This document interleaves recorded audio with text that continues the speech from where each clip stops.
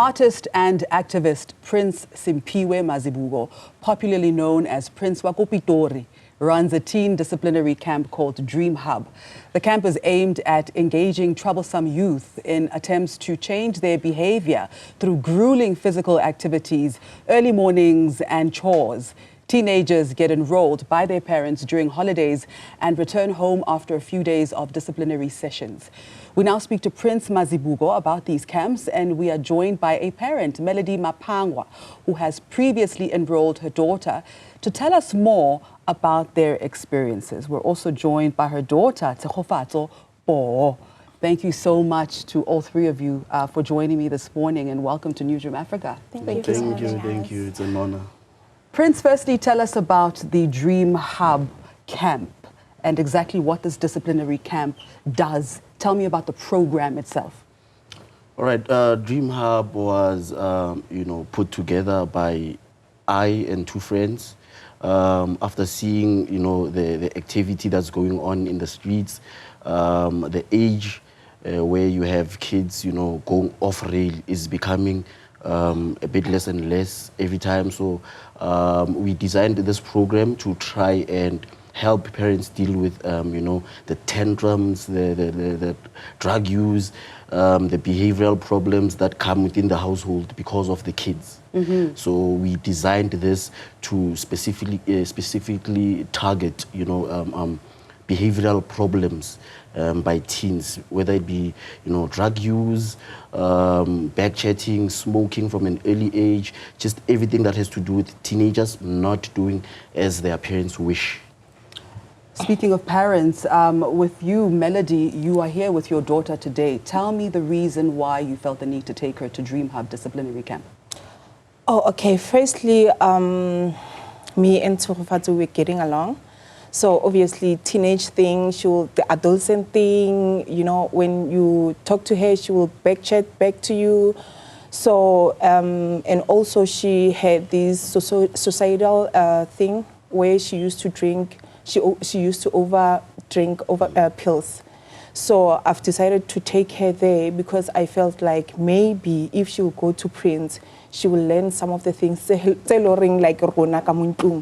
maybe we don't know them.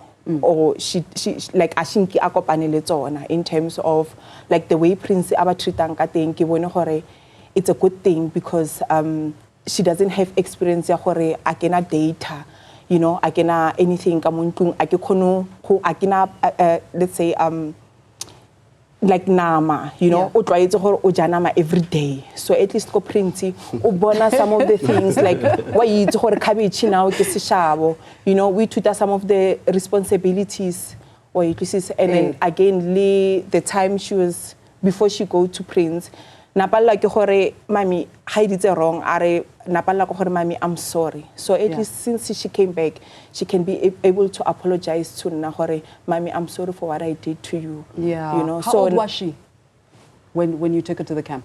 16. Yeah, it was just two weeks back. Yeah. Oh, this was very recent. Yeah. Okay. So I only saw it on TikTok. I'm like, you know what, I don't have money, but this one I'm gonna pay for it. So that you can go and learn some of the on the other side. So tell me about your experience ko Kampong. Let's start with the first day. How long were you there for? 5 days. 5 days. Yes. And how long? Tell me about the first day. The first day was the hardest day of my life, I might say, because I wanted to give up. I was like, no, I want to go back home. And Prince, Malume Prince, so Prince, he advised me, he motivated me to keep on going. He told me that in life there will be challenges and this is what I will be facing. I will be heavied with a lot of problems, but I still have to stand up and not give up. So it was the hardest day, but I went through it. Hey. Yeah. And then what were the rest of the 5 days like? What did he make you do? And what else did you eat? The rest of the days were nice, but the punishments, like it was a group, it was a teamwork thing. If one person did something wrong, everyone was punished. That's how we learned to work with each other. And the food there, Like, as long as we ate, I was like, as long as we were eating, it's fine. Because the food was not really the one that I'm used to, like pap and meat. It was pap and cabbage and potatoes, but we ate, as long as we ate. But the days were okay. I learned everyone. I got comfortable quickly. I started liking the place to a point whereby on the last day I didn't want to go home because I was like, no, this is already my family. And yeah, I really like that place.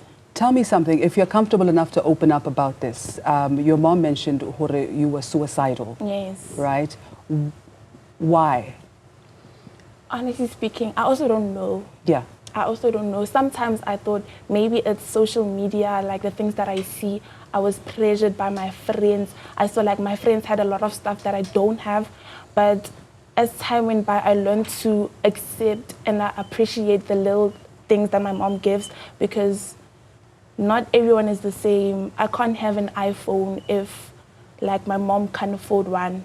Like I always wanted that life because I saw on TikTok people live like good lives, and I also wanted to live the way. But when I went to that camp, I realized that life is not all about iPhones and living Kosantene.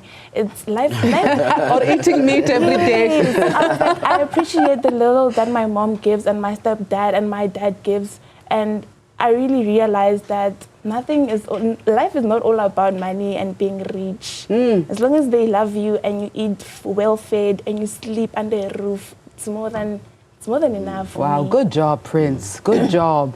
So you are quite passionate about the fact that not only are you running this institution successfully, this disciplinary camp, but you are very much highly accredited to do so. Yes. What type of accreditation do you have? And tell me about the team that is assisting you and their accreditation as well. All right.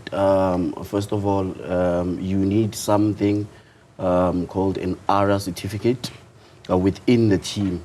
At least 2 or 3 of your facilitators need to be qualified. They need to have ARA certificates from an institute that deals with outdoor adventure. And you need to have a first aid within the team. Okay. At least 3 or 4 of your facilitators need to be trained and have first aid training, so that when anything goes wrong within the camp, you have first responders that can handle the situation. Just so when you get to higher authority, medical staff, and you do a proper handover with the right information. And then you also need to abide by the laws of the Children's Act. You need to study that book. You need to know exactly how to treat children. All of your facilitators need to have their fingerprints scanned and cleared by the police, so that you know that everyone that's working with you, that's dealing with the children, is not someone that will put them in danger. Yes, ma'am. As a parent, that was actually one of my concerns, to say, oh, Manaka, 5 days. I was actually scared, but as time goes by, when I comment on Facebook after they post the videos and stuff, like I started to come, like, keep a calm. But I was actually scared because first time when we register, when I paid the money, we actually had someone say it's a scam. And then I'm like, yo. Aibo, who said really? That? People. Because we actually had 2 people. I think these camps, there are 2. Yeah. Yes. So the other one, my husband actually communicated with the other one. I communicated with Prince Wako Pitori. And after I paid the registration, I asked my husband if they received the money, only to find out we asked him the different and the people. Second one is a scam. And then the second one said, Prince, it's a scam. So that's when I started to panic. Sabotage. Yeah. Okay. So even if I took my daughter there, I was like, you know what, Mudimo anno balirona, because we don't know hore because someone says it's a scam, and now Prince Wako Pitori utengi, and there's a lady called Unita. Like I was even bothering her. I'm like, bra, like bana ba rona ba fitlhile le shapo thing, and then I'm like, okay, let me just keep calm and then see ko pele gore go tla iragalaeng. So to be honest, I'm happy. That is fantastic. You're doing such great work, Thank Prince. you so much. Honestly. Thank you so much. Just in closing, Yes, have you ever had non-success stories?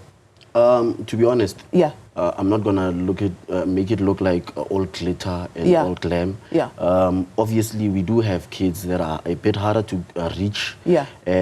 Especially because our program is very short. We only do these camps during school holidays, so we don't tamper with their academics. We don't disturb their progress at school. So we do have one or two that need a bit more time. So in a case where a parent is not satisfied and the kid is still showing, signs of, their previous self, their former self, we'll bring the child back to the camp for free of charge, just so we finish our job.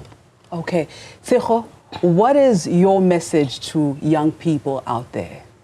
My message to young people is that don't give up on life, and don't social media. Like, not everything is about all glitter and glam, but you have to face challenges and listen to your parents, because they're the most important people in life, even though we don't realize when they discipline us, but later on you will realize that they really love you and care about you. And don't please friends, because the chomi dika sweetly sets a pillow. And I love I've learned that. You are a star. Thank you so much for coming and for sharing your story. And thank you, Mama. Thank you so much. And thank you so much for your work, Prince. A pleasure and honor. All right. Where is it? How do people access it? All right. We are on social media. We don't have a formal page that is that belongs to the organization, but I push our social media activity through my personal page, Prince Wako Pitori. There's only one there's only one Facebook page. It's the one that's on 1 million followers right now. And on TikTok, Prince Wako Pitori. I think it's on it's approaching 700,000. Anyone else is not us. Anyone else is not Dreamhub. Okay. You can also reach us on 067 27 38 264. That's 067 27 38 264. If it's not that number or a number that I'm going to share on our socials today, then it's not us. Fantastic. All right. Dreamhub camp facilitator Prince Mazibuko and mother Melody Maphanga, who has previously enrolled her daughter, who's 17 years old, Tshego.